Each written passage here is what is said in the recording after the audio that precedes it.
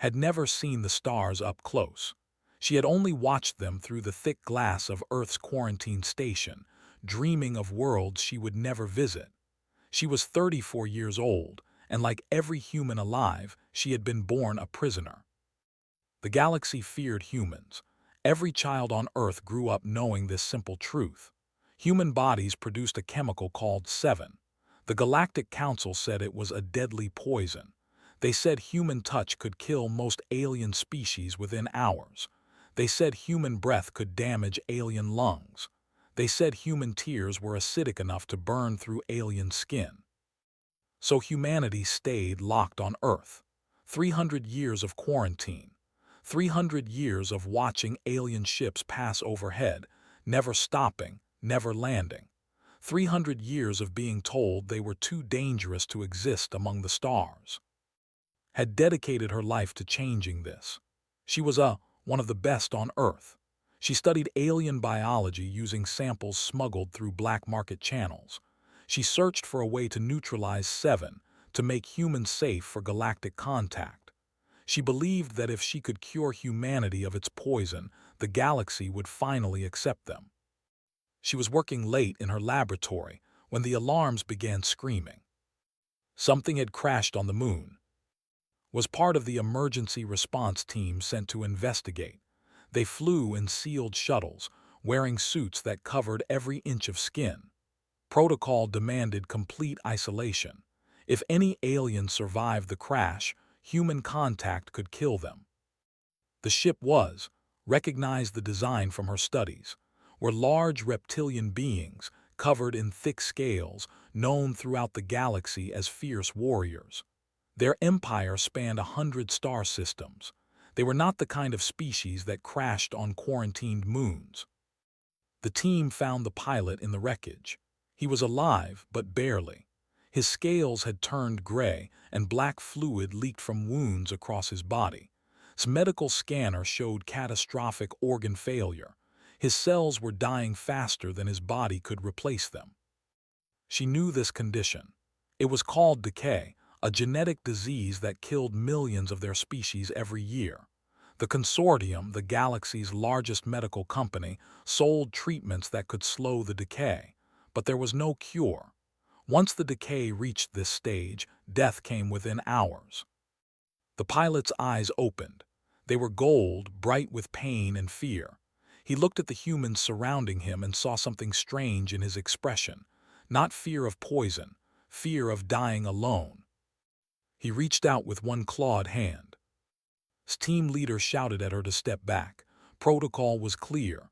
No contact, ever. The alien's touch would contaminate her suit and her touch would kill him faster. But he was dying anyway, and could not watch another being die reaching for comfort that never came. She took off her glove. The other humans gasped and stepped away, ignored them. She knelt beside the dying and took his hand in hers. His scales felt rough and warm. His claws curled gently around her fingers. He made a sound that might have been a sigh or a prayer. Waited for him to die. She waited for her poison to finish what the decay had started. Instead, something impossible happened. The black fluid stopped flowing from his wounds. His gray scales began to shift, color returning slowly, like sunrise spreading across a dark sky. His breathing steadied. His grip on her hand grew stronger. Stared at her scanner in disbelief. His cellular decay had stopped. No more than stopped. It was revering. Dead cells were regenerating. Damaged organs were repairing themselves. The pilot opened his eyes again. This time they were clear, focused, confused. "What did you do?" he asked in broken galactic common. Could not answer, she did not know. The pilot's name was Al. He had been a military officer in the Empire until he discovered something he was not supposed to find. He had tried to report it to his superiors. They had sentenced him to death for treason. He had stolen a ship and fled, but the decay had caught up with him before he could reach safe territory. He should have died on that moon. Every medical text in the galaxy said human contact should have killed him faster. Instead, he was stronger than he had been in years. The decay that had haunted him his whole life was gone, completely healed. Brought him back to her laboratory in secret. She ran every test she could think of. The results made no sense. 7 was present in his blood, absorbed through his skin where she had touched him, but it was not destroying his cells. It was rebuilding them. "This is not poison," whispered, staring at her data. "This is medicine." Al stood behind her, looking at the same screens. His gold eyes were dark with growing understanding. "The Council told us humans were toxic," he said slowly. "Every species in the galaxy believes it. We are taught from birth to fear your touch." "Someone lied," said. Her voice was hollow. "Someone looked at what we can do and told everyone it was deadly." "Not someone," Al replied. "I know who." He told her about what he had found before his arrest: financial records, research files, communications between consortium executives and council scientists. They had discovered the truth about humans 300 years ago. They had realized that human biochemistry could heal almost any disease, regenerate almost any damage, extend by centuries. And they had buried it. The consortium controlled medicine for 3,000 star systems. They made trillions of credits selling treatments that managed diseases without curing them. A species that could heal with a touch would destroy their entire business model. So they had paid council scientists to falsify research. They had classified 7 as a lethal toxin. They had convinced the galaxy to quarantine humanity forever. Felt the room spinning around her. Her entire life she had believed she was poison. Her parents had believed it. Her grandparents. 10 generations of humans had lived and died believing they were too dangerous to touch. It was all a lie. Billions of humans had suffered in isolation. Trillions of aliens had died from diseases humans could have cured. All because one corporation wanted to protect its profits. His hands were shaking, but when she looked at Al, she saw the same cold fury in his eyes that she felt burning in her chest. "We have to tell someone," she said. Al nodded slowly. "We need to tell everyone." And Al worked in secret for 3 weeks. They gathered evidence, tested theories, and built a case that would shake the foundations of galactic civilization. Every night, returned to her small apartment and stared at the ceiling, unable to sleep. Every morning, she went back to work, driven by a rage that grew colder and sharper with each passing day. Al proved to be more than just a witness. Before his disgrace, he had been an intelligence officer. He knew how to find hidden information. He knew how to trace money through shell corporations. He knew how to decode encrypted communications. The consortium had been careful, but they had not been perfect. Over 3 centuries, small mistakes had piled up, and Al found them all. The truth was worse than had imagined. They had not simply lied about 7. They had actively worked to ensure humans would never be tested. Any alien scientist who proposed studying human biochemistry was quietly bought off or discredited. Any research that suggested humans might not be toxic was buried under layers of bureaucracy.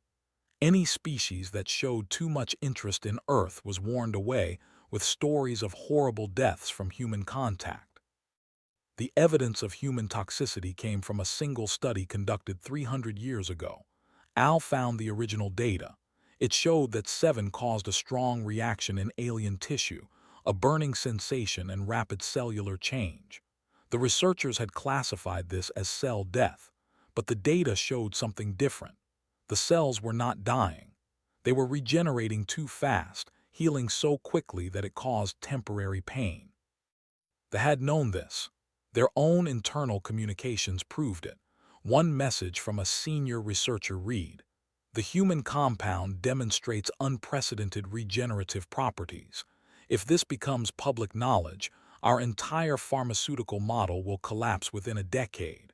Recommend immediate reclassification as a lethal agent." Read that message over and over. Unprecedented regenerative properties. They had known. From the very beginning, they had known humans could heal the galaxy, and they had chosen profit over life. She thought about her mother, who had died believing her daughter could never touch another species without killing them. She thought about her father, who had worked his whole life in the quarantine factories, never seeing the stars. She thought about every human child who grew up being told they were poison. They had stolen 3 centuries from humanity. They had condemned trillions of aliens to unnecessary suffering and death. They had twisted the truth so thoroughly that even humans themselves believed they were monsters. Did not feel sad anymore. She felt something harder and colder settling in her bones. Al noticed the change in her. "You need to be careful," he said one night. "Anger can make you sloppy." "I'm not angry," replied. Her voice was calm and steady.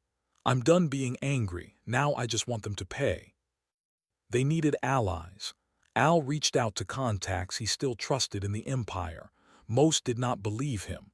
A few accused him of spreading human propaganda, but one name kept coming up in their conversations: Commander Hal. Hal was a legend among the. He had won impossible battles against enemies that outnumbered him 10 to 1. He was feared by his enemies and respected by his allies. But more importantly, he had a personal grudge against the consortium. 20 years ago, a plague had swept through space. They had promised a cure. They had delivered something that slowed the disease but did not stop it. Millions have died slow, painful deaths over months instead of quick ones. Hal's entire family was among them. His parents, his siblings, his wife, his children, all gone. The consortium called it a treatment failure. Hal called it murder for profit. He had spent 2 decades waiting for a chance to strike back. Al sent him everything they had found: the research data, the financial records, the communications, the proof that humans were not poison but medicine and that they had known all along. The response came within hours. A secure channel opened, and Commander Hal appeared on screen. He was massive, even by standards. His scales were dark red from decades of battle. His eyes were black, deep, and unreadable. When he spoke, his voice was low and rough, like stones grinding together. "I have reviewed your evidence," he said. "It is authentic." "Then you believe us?" asked. Hal was silent for a long moment. His claws tightened on the arms of his command chair. "Believe you," he repeated. "I have spent 20 years mourning my family. I watched them die in pain because the consortium told us there was no cure. Now you tell me humans could have saved them with a touch. You tell me my children died because someone wanted to protect their profits." His voice did not rise. It did not need to. The cold fury in his words was more terrible than any shout. "I do not merely believe you," Hal continued. "I will burn the consortium to ash for what they have done." He looked directly at. "You are the one who discovered this truth. You are the one who first healed it with your own hands. My people will follow me into battle, but they need to see what you can do. They need to understand that everything they believed about humans was a lie." "What do you need from me?" asked. Hal leaned forward. "Come to my fleet, heal my soldiers, show the galaxy what humans truly are, and then we will make the answer for their crimes." Looked at Al, he nodded slowly. This was the moment they had been working toward, the point of no return. "I'll need a ship," said. Hal almost smiled. "You will have a fleet." The transmission ended. Sat in silence, processing what had just happened. She was about to leave Earth. She was about to show the galaxy that humans were not monsters. She was about to start a war. She thought about her mother again, about all the humans who had lived and died in quarantine, about all the aliens who had suffered without hope, had spent her whole life trying to cure humanity of its poison. Now she understood there was nothing to cure. Humanity was not sick. Humanity had been imprisoned by liars and thieves. It was time to break free. Commander Hal stood on the bridge of his flagship, the Redemption's Edge, watching the stars burn in the void. His fleet surrounded him, 200 warships crewed by the finest soldiers the Empire had ever produced. They had fought a dozen campaigns together. They had never lost. But this battle would be different. This was not about territory or resources. This was about truth. The evidence in Al had sent him played on repeat in his mind. 3 centuries of lies, trillions of deaths that could have been prevented. His wife's face, twisted in agony as the plague consumed her. His children's small bodies growing cold in his arms. All because someone wanted to make money. Hal had killed many enemies in his long life. He had shown mercy when it served his purposes and cruelty when necessary. But he had never felt hatred like this. It was not hot and burning. It was cold, like the space between stars, vast and empty and absolute. His communications officer interrupted his thoughts. "Commander, the human ship has arrived." Hal turned to the viewport. A small transport vessel emerged from hyperspace, fragile and unprotected against the backdrop of his massive fleet. Inside that ship was the key to everything. A human woman who could heal with a touch. Proof that the galaxy had been deceived. He ordered the ship brought aboard. His soldiers formed ranks in the docking bay, 200 warriors in full battle armor. They stood in perfect silence, watching the human vessel land. The door opened, stepped out. She was small, that was Hal's first thought, so small that he could crush her with one hand. Her skin was soft and pale without scales or armor. Her eyes were brown, warm and determined. She looked nothing like a weapon. But she walked forward without fear, past the rows of armed soldiers who could kill her in an instant, past the warriors who had been taught their whole lives that her touch meant death. She walked until she stood directly before Hal and looked up at him without flinching. "Commander," she said, "thank you for giving us this chance." Hal studied her for a long moment. "My soldiers are afraid of you," he said. "They believe you are poison. Words will not change their minds." "I know," replied, "that's why I'm here." She turned to face the assembled warriors. Her voice rang out clear and strong across the docking bay. "I know what you have been taught about humans. I know you think our touch will kill you. For 300 years, my people have been told the same thing. We grew up believing we were monsters, too dangerous to exist among the stars." She paused. "It was all a lie." Murmurs spread through the ranks. Soldiers shifted uncomfortably. A few hands moved toward weapons. "I cannot prove this with words," continued. "So I will prove it with action. If any of you are injured, sick, or suffering from wounds that will not heal, step forward. Let me touch you. Let me show you what humans really are." Silence fell over the docking bay. No one moved. The fear was too deep, trained into them from birth. Then an old soldier in the back row stepped forward. His scales were dull and gray, marked with the signs of decay. He walked slowly, painfully, his body failing him with every step. "I am dying," he said. "The consortium's medicine stopped working years ago. I have perhaps days left." He looked at with tired eyes. "If you are lying, you will only end my suffering faster. And if you are telling the truth, then I will see my family again." Met his gaze. "I am not lying." She reached out and placed both hands on his face. The soldiers around them tensed. Some looked away, expecting to see their comrade die screaming. Instead, they saw his gray scales begin to shift. Color flowed back into them, deep green replacing the sickly gray. His posture straightened. His breathing steadied. The tremors in his hands stopped. The old soldier opened his eyes. They were clear for the first time in years. "I feel," he looked at his hands, turning them over in wonder. "I feel strong. The pain is gone. It's all gone." The docking bay erupted. Soldiers shouted in confusion, in disbelief, in growing hope. More stepped forward, some with visible wounds, others with hidden illnesses they had never spoken of. Touched them one by one. A warrior whose arm had never healed properly. A young pilot whose lungs had been damaged by chemical weapons. A commander who had been slowly going blind. She healed them all. Hal watched in silence as his soldiers wept. Some fell to their knees. Others embraced, no longer afraid of her touch. The lies that had shaped their entire understanding of the universe crumbled before their eyes. Finally, Hal stepped forward. The docking bay fell silent again. "I have seen enough," he said. His voice was thick with emotion he could not hide. "The consortium has condemned the galaxy to suffering. They have imprisoned an entire species. They have murdered trillions through deliberate neglect." He looked at this small, soft human who had just healed his soldiers with her bare hands. This woman who had lived her whole life in a cage built on lies. "They believe it's Toxin," he snarled.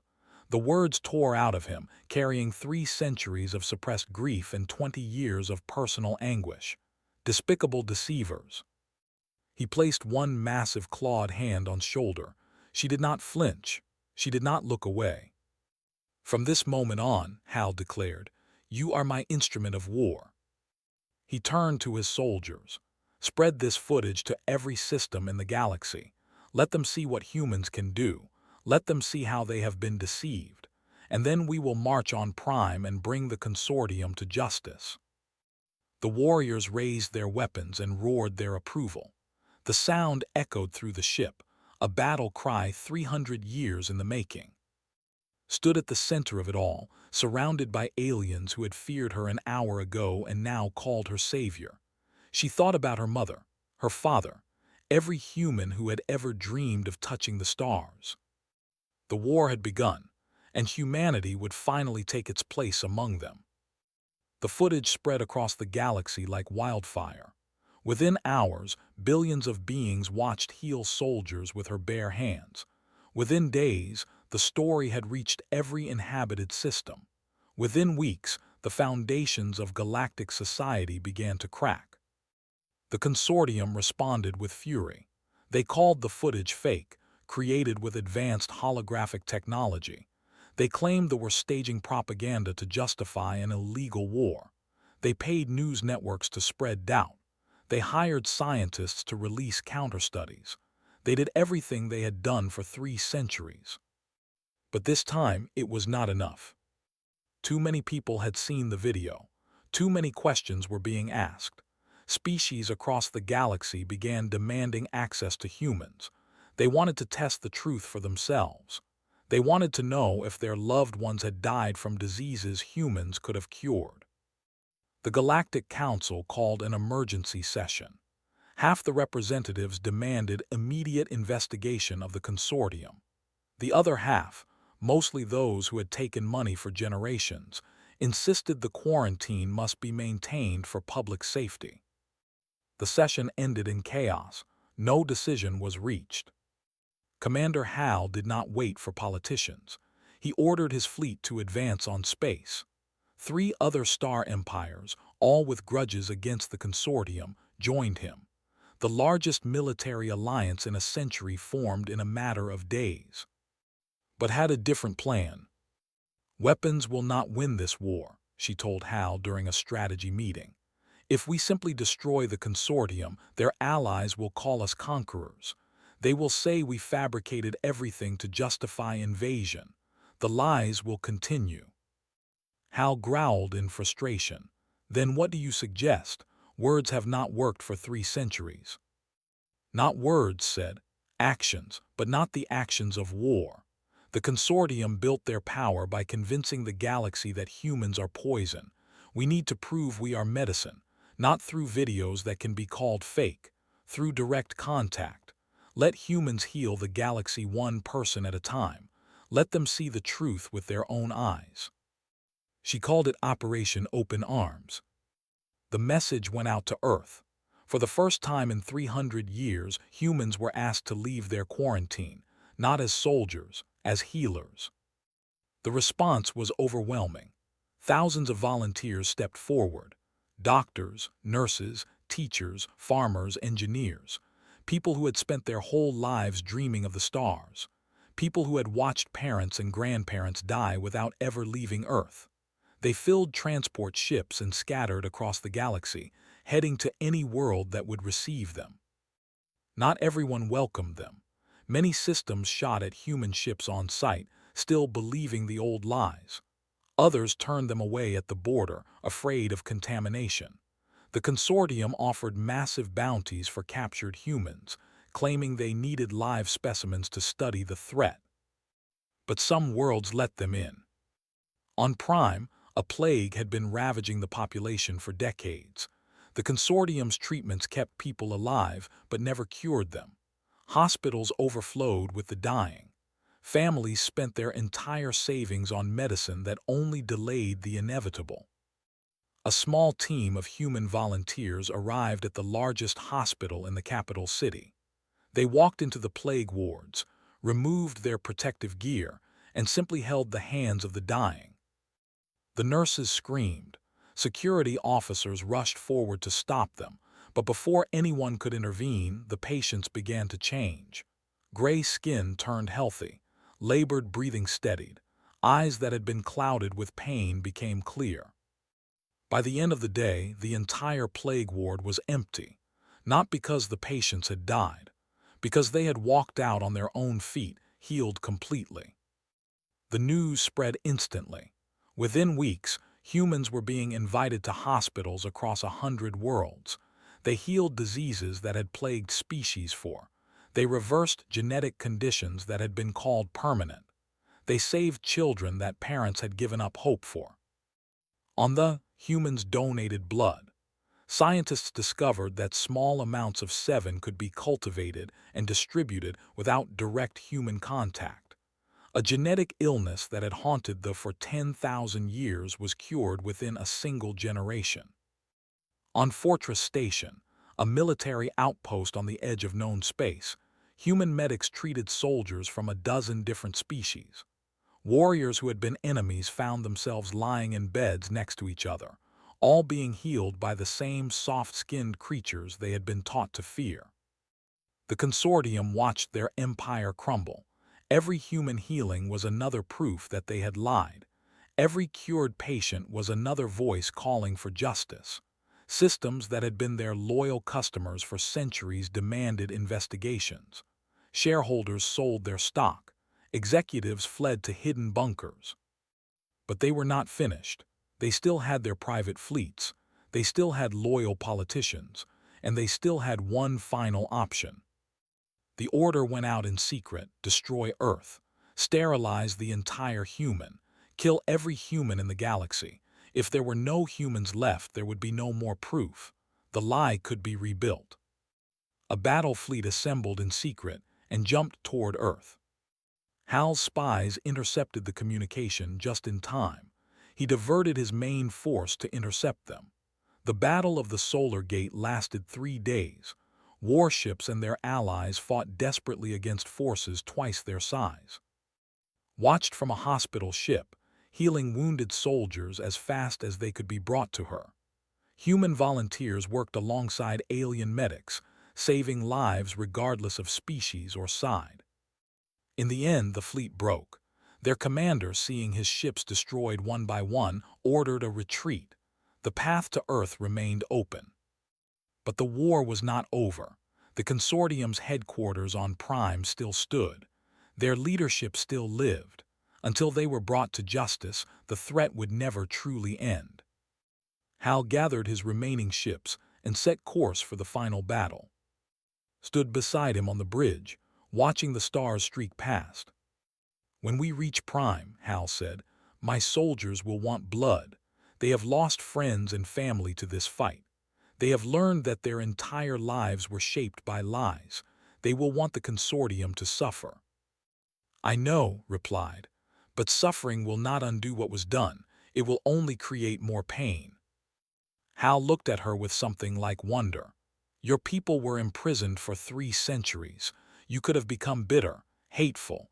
You could have wanted revenge more than anyone. Was quiet for a moment. My mother used to say that we cannot control what others do to us. We can only control what we become in response. She met Hal's eyes. The consortium tried to make us into monsters. I refused to prove them right. The commander nodded slowly. Then how do you plan to end this? Smiled, and there was something sharp in it. I have an idea. The Battle of Prime lasted 18 hours. Commander Hal led the assault from the bridge of the Redemption's edge. His fleet had grown during the journey. Species that had once been enemies now flew side by side, united by a common purpose. Ships from the Empire, the Federation, the Alliance, and a dozen smaller nations filled the void around the consortiums. The defense fleet was massive, built over centuries with wealth stolen from a deceived galaxy. They fought with the desperation of those who knew they were guilty. Every ship they lost was replaced by two more. Every position they abandoned was defended by another. But they could not stop the tide. Hal commanded his forces with cold precision. He had waited 20 years for this moment. He had dreamed of it every night since his family died in his arms. Now, watching ships burn in the darkness, he felt something he had almost forgotten: peace. The orbital defenses fell first, then the ground batteries, then the military installations that ringed the capital city. By the time the sun set on Prime, the consortium's military power was broken. The fleet held position, weapons trained on the planet below. Millions of soldiers waited for the order to land. They were ready to storm the consortium headquarters, to drag the executives from their hiding places, to deliver the justice that 3 centuries of lies demanded. But the order never came. Instead, a single shuttle descended from the Redemption's edge. It carried no weapons, no soldiers, only one passenger. The shuttle landed in the plaza outside consortium headquarters, stepped out onto alien soil, alone and unarmed. The building loomed above her, a massive tower of glass and metal that had once symbolized galactic prosperity. Now it looked like a tomb. She walked through the front doors. The guards had abandoned their posts. The hallways were empty. The only sound was her footsteps echoing on marble floors. She found the board of directors in the main conference room. 12 beings from 12 different species, the wealthiest and most powerful individuals in the galaxy. They had controlled governments, manipulated economies, shaped the fate of trillions. Now they sat around a table, waiting to see what would happen to them. Entered the room and closed the door behind her. She looked at each of them in turn. Some met her gaze with defiance. Others looked away in shame. A few seemed genuinely confused, as if they still could not understand how their empire had fallen so quickly. The chairman of the board sat at the head of the table. He was an elderly, his skin pale and wrinkled, his eyes sharp with calculating intelligence. He had held his position for over a century. He had signed the original order to classify humans as toxic. He had built the entire system of lies that had imprisoned humanity. "Doctor," he said, his voice was calm, almost pleasant, "I congratulate you on your victory. We underestimated your species. It will not happen again." "There will not be an again," replied.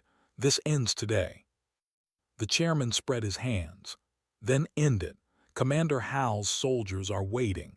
I am sure they have detailed plans for our punishment. We have all made peace with our fates." Sat down across from him.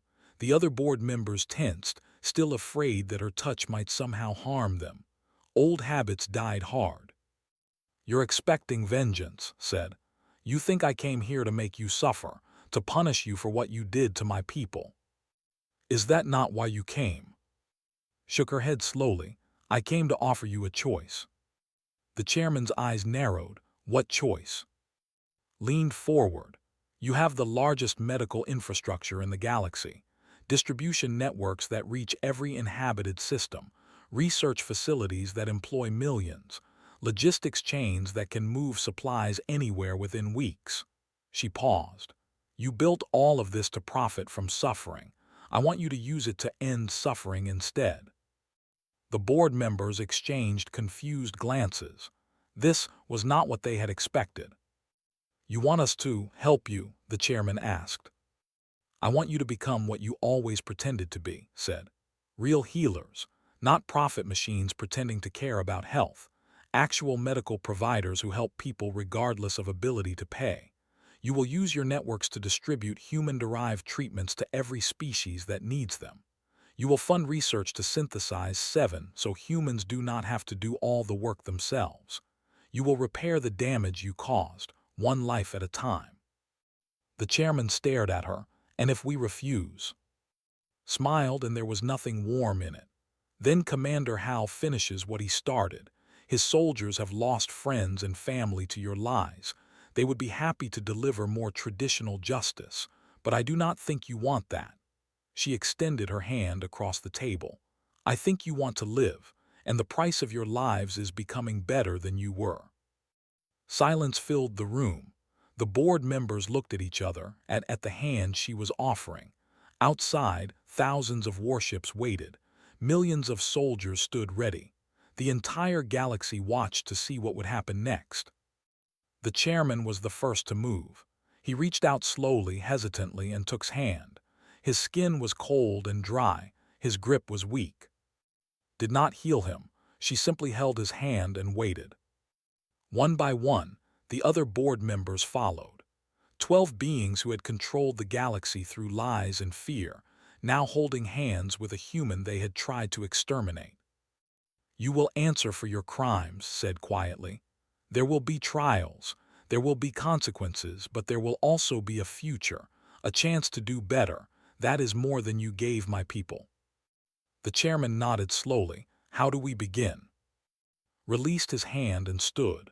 You begin by telling the truth, all of it. Every document, every communication, every decision. The galaxy deserves to know exactly what you did and why. After that, we start rebuilding. She walked to the door and paused. One more thing. The quarantine on Earth is over. Humans are free to go wherever they want, whenever they want. Anyone who tries to stop them will answer to Commander Hal, and to me. She left without looking back. 10 years later, stood in Unity Plaza on the planet called New Terra. It was the first world humans had been allowed to colonize beyond Earth, a gift from the Empire in recognition of everything humans had given them. A statue rose at the center of the plaza. It showed a human hand reaching upward, intertwined with the limbs of a dozen different alien species. Beneath it, words were carved in 100 languages. Healing unites us all. Placed flowers at its base, as she did every year on Liberation Day, the anniversary of the day the quarantine ended, the day humanity joined the galaxy. Commander Hal stood beside her. He had retired from military service years ago. Now he spent his time building schools and hospitals across the former quarantine zones. He said it was what his family would have wanted. Do you ever regret it? He asked, showing them mercy. Watched a group of children playing nearby. Human children and alien children, laughing together, holding hands without fear. Their touch brought only joy. We could have become what they said we were, she replied. Poison, weapons, monsters. We could have proven every lie they told about us. She looked up at the stars. Thousands of worlds now open to humanity. Billions of lives saved. A galaxy slowly learning to heal. We chose to be something else, said. We chose to be medicine. Hal nodded. After a moment, he placed his clawed hand on her shoulder. The touch that had once seemed impossible now felt like family. Your mother would be proud, he said. Smiled. Somewhere among those stars, she knew, humans were still healing, still helping, still proving that the best response to hatred was not more hatred but kindness.